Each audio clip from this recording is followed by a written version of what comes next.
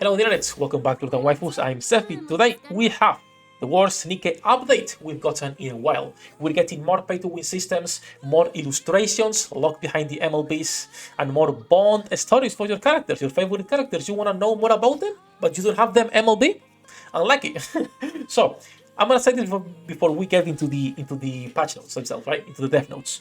I hope this is a mistranslation and you don't need MLB for all of the things that they are saying. If you need MLB, I hate the system. If it's just a mistranslation, I'm happy because we're getting a lot more stuff to work with. That said, let's get started with this. Don't forget to leave a like and subscribe to help me grow the channel. Let's just jump directly into this so I can explain more in detail. So I'm gonna just going over the important points. I'm not gonna be reading everything because who cares about like the introduction? No one. So first of all, improvements to co-op. This is good. This is pretty good. So, as you all know, when we're playing co-op, you cannot escape if anyone. If there is one player AFK, you cannot fully burst. Now you'll be able to force him just with 3 people voting. So, unless you get 2 people or 3 people AFK, you should be able to fully burst while playing co-op. Also, if you are playing with a random team and you fail the QTEs, the red circles, after you reach stage 9, so the whole bar is full, right? You will be automatically wiped out from the challenge, from the run. This is good for people who don't want to be pushing. If you don't want to push, you just fail your QTE, you just shoot the white circle and you get a wipe so you can go to the next run. If you want to push, you can't with casuals, okay? 99% of the times, casuals or random people don't want to push. They want to just do their 3 runs and go on with their day. If you want to push, you should find people who want to do it with you on a team. I think this is a great change. I think this is good because we can force people to fully burst to just get our 9 bars and then, or if someone disconnects, and then if you're just a casual and want to do really 3 quick runs, you just failed your QT and can move into the next one. So I think this is a great app. Pretty happy with that. I would like to see change in the co-op shop, mostly not because the shop is bad, but because we cannot be buying it consistently enough. Either add more stuff or give us co-op more frequently. One of the two. That would be pretty nice in my opinion.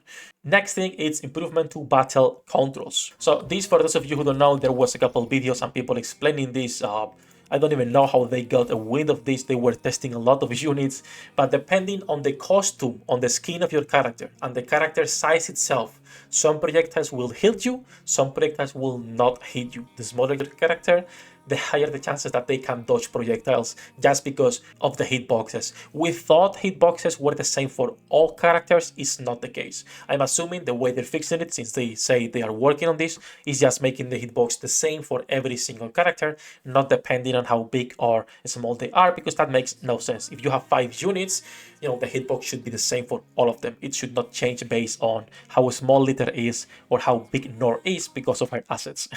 So they're working on that, and they're also adding a new functionality which will adjust how much burst generation you get if you are using a rocket launcher or a sniper rifle. If you fully charge or just quick fire, you will be generating more or less burst generation depending how much you charge. I think this is fine. They are working on ways of making manual play and people not having to spam so much. I think those are great additions and quality of life changes. I don't care too much since I personally don't manual snipe. Now, other stuff that they are working on but it's still not there, it's a new way of finding lost relics. When you are close or nearby to a lost relic, you probably will get an animation or something to let you know you are close to one. And also the awaited quick battle for Arena. So on Arena, they will add a quick battle only for now to Rookie Arena. Hopefully we get this also on a special arena. I just don't care too much about the special arena. I would love to just do my 2 attempts skipping them. Most of the time I just steal Challenger 10 even though everyone above me it's lower level. I just don't want to be dealing with PvP in this game. So hopefully we get the skip on both, but for now it's just on the normal arena. Both of these functionalities will be added on March. Now next, that is an important one, it's the simulation room, the overclock functionality is getting added. So we will get in season 2 and there is a couple of changes here. So first of all, it's going to be 4 weeks instead of 2 weeks. We're also getting rewards twice instead of just 1. So we're getting double the time and double the rewards. Most likely it's going to be a once a month reset, a new game mode where we can acquire more materials. This is always welcome. And then also adding on your profile the highest stage you can reach on simulation room. I don't care too much about this. I just will do my level 25 and leave it at that because there is no extra materials. I like the game mode. I think just because you're making it ultra hard doesn't make it a good game mode for replayability.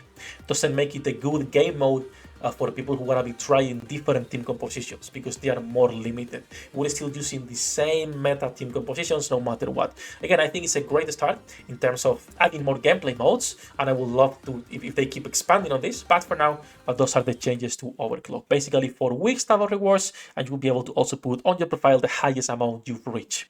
Season 2 will start at the end of March, and with that we move into the first thing of cosmetics for the game. The first update that you will see also is customization on your profile. So multiple things. You will be able to put 5 avatar frames in here in your profile, not only the one you are using. So the one you are using, and you'll be able to showcase 5 more. I think that's pretty cool, and also something that I really like, it's the top part, as you can see, only changes the manufacturer that you're using, but the blue background is always the same. Now you will be able to put the different backgrounds and also stickers that you will be able to acquire through gameplay and events. I really like that. I think it's pretty cool. Here is one of the pictures for the 5 frames at the bottom. As you can see, I don't care too much about the frames. I don't think like that's something needed. A cool addition. I do really like this part though, with the customizable frames and also the sticker. So that's pretty cool. A nice addition to the game, and more stuff that we can personalize or customize our profiles. With this, they're also adding a title system. So you will be able to have a title, Sefhi, now the fucking Wanderer, or whatever the titles are called. This will not change the stats. This will not impact gameplay on any way. You'll be able to collect them through story, events, and different things that you'll be doing. I'm guessing like special times, like half anniversary, etc. This is pretty cool. A nice small system they're adding. Again, everything that's about customization for your profile, your characters, and everything else, I like. So that's pretty nice. After that, we're also getting a new side story. I should clear my missions at some point, but it doesn't matter. So for those of you who don't know, they are going to be adding a new system with side stories that are longer, and for people who want to get more into the lore and get more rewards as well. This will be, I think, fully voiced. So if you like lore and you wanted to know more about your girls, this is a nice system for me. I'm gonna skip and just get my rewards. I'm just saying. We're also getting red ash on the archives with the minigame. That's the important part.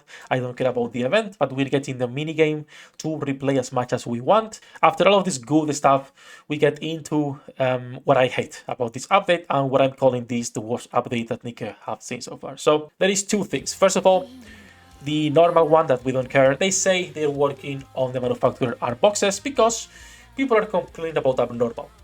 It took you a year to figure out that, there is 6 abnormal units, right? And you have the same chances of getting a piece for these characters than for these characters.